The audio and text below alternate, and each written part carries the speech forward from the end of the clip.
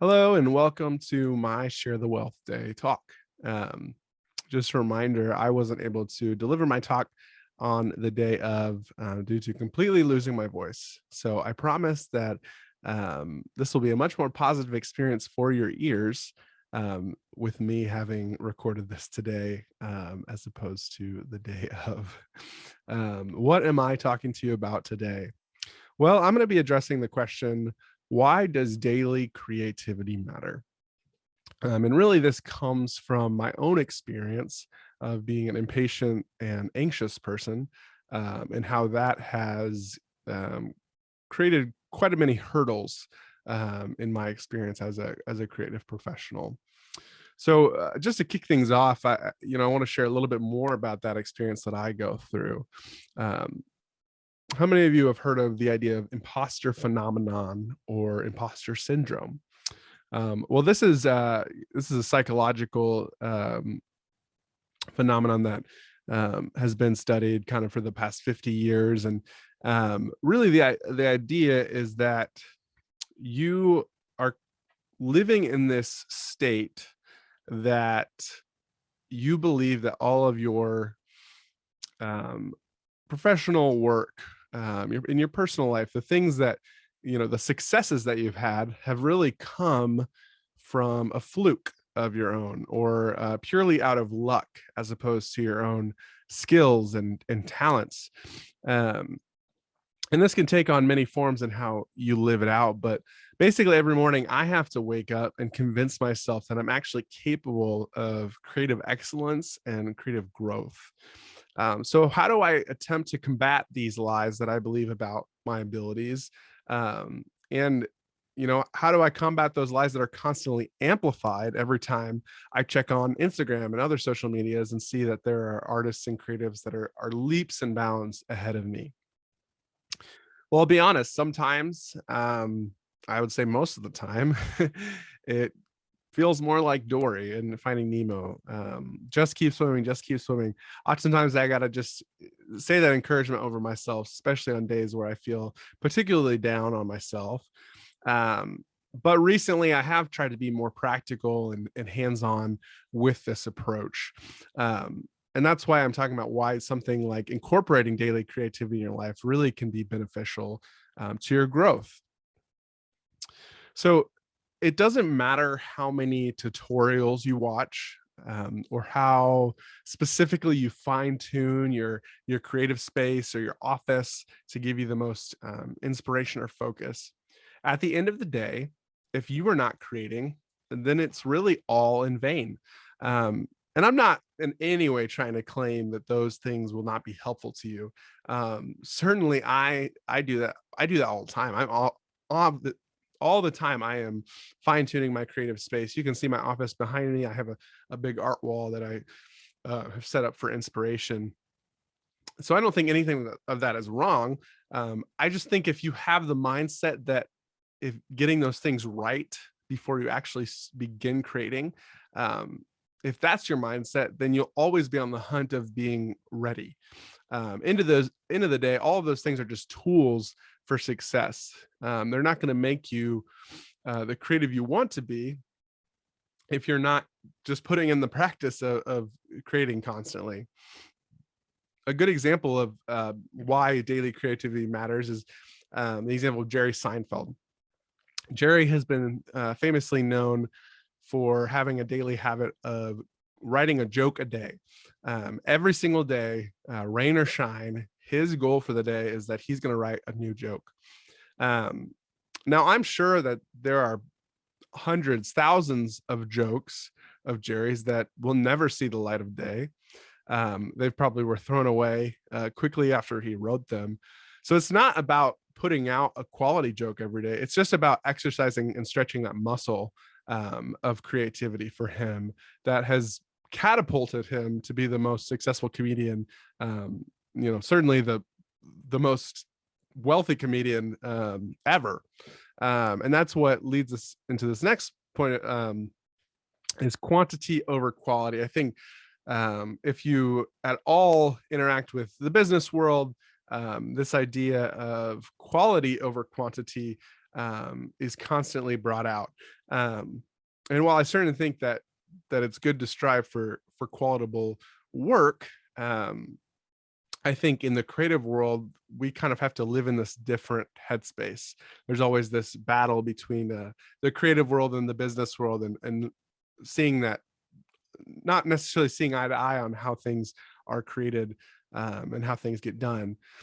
James Clear is an author that wrote the book Atomic Habits. I read this last January. And this is a book all about putting minuscule daily exercises into your life and seeing those results over time. So, in the book Atomic Habits, he writes of this experiment that a college professor did for his film studies class.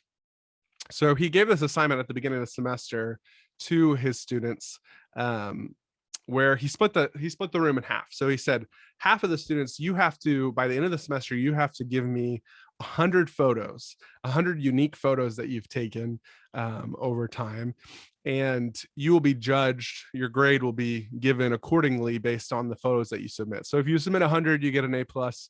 90 is an A minus, etc. Um, and it was purely by the quantity that they produce would be their grade. Now, the other half, they could submit as little as one photo, um, but their photo would be judged by its quality. And what the professor found is that the group who actually were assigned quantity ended up submitting much better photos in terms of compositional quality, lighting, color, etc. Because they worked that muscle much more. They were willing to try things that they wouldn't have had they spent the whole semester planning what the perfect photo would be to give them that A plus. And just as a transition to some more practical tips of how I've lived things out, I think I'd like to just remind everybody that any movement that you're making in creativity and those creative skills is progress. Oftentimes, I think that when I sit down to work on a creative skill, I'm not making any progress. But in reality, I'm just not making progress at the speed at which I feel entitled to move forward. So, some practical tips for the creative dealing with that anxious and impatient mind. I have three that have come to mind and I've found useful in my own life. Number one, I call the timer method. And really, this is just getting past that hump of failure that you might um, constantly be weary or anxious of when you sit down to work on something. Um, what this is just setting a timer for myself when engaging in creative activities like songwriting or illustration. It's not saying that I will spend X amount of time on with a hard stop, but rather the opposite, being that I'm going to commit a minimum amount of time to this. And what I've found with this is it helps me get past that anxiety of failure, and gets me over that hump of disbelief, that belief that I have in myself.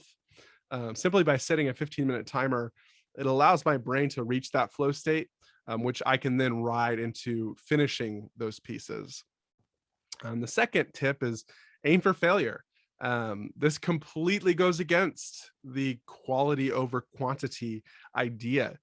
But what I've found is that by starting something with the intent to absolutely throw it away and never share with the world, I've been surprised with some of those results. This helps me get past that anxiety that I have to do everything perfectly. We live in a culture that gives praise to those that are the most productive. Um, Productivity, though, can become an idol in our lives. I know that it has been for mine. Simply by creating, we are making movement in that direction of success and growth, which leads to my final tip. When comparison is a good thing.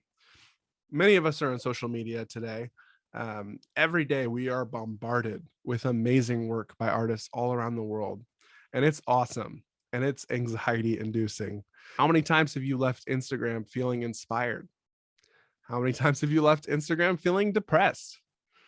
You've heard it said that comparison is the thief of joy. So, are there any redeeming qualities about comparison? I think I have two that I found helpful. Number one is comparing yourself to those of a similar skill level to you, especially artists that you don't have any real connection with in life. such as, artists that you would find on Instagram. I think that this can be really redeeming to the idea of comparison because you can both be mutually encouraged by how you both are growing and moving towards more success as a creative. And the second one is comparing yourself to yourself. I think many of us deal with cringe to the maximum level that can come out when we look at our past work.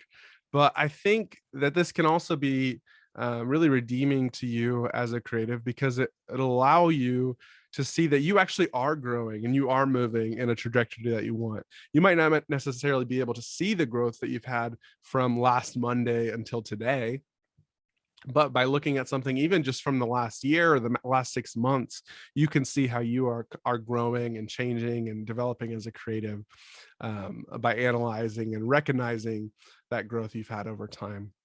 So just to finish things off, these are just a couple pieces that I've just worked on in my creative endeavors.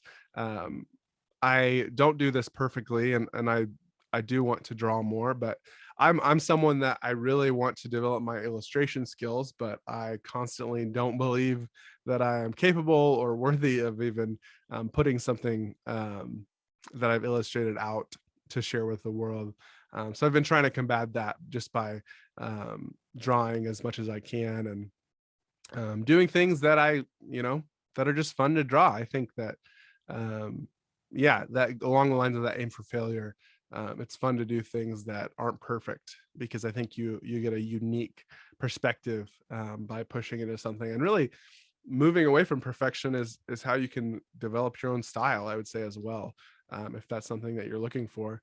um, by trying to be the super realist, you don't necessarily get to show your personality and character in the work that you do. So thank you for listening.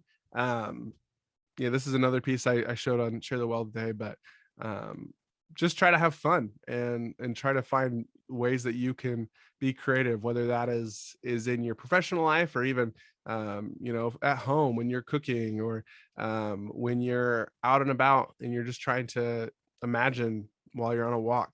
Um, I think that daily creativity is extremely important to us as creatives. Thank you for listening to my talk.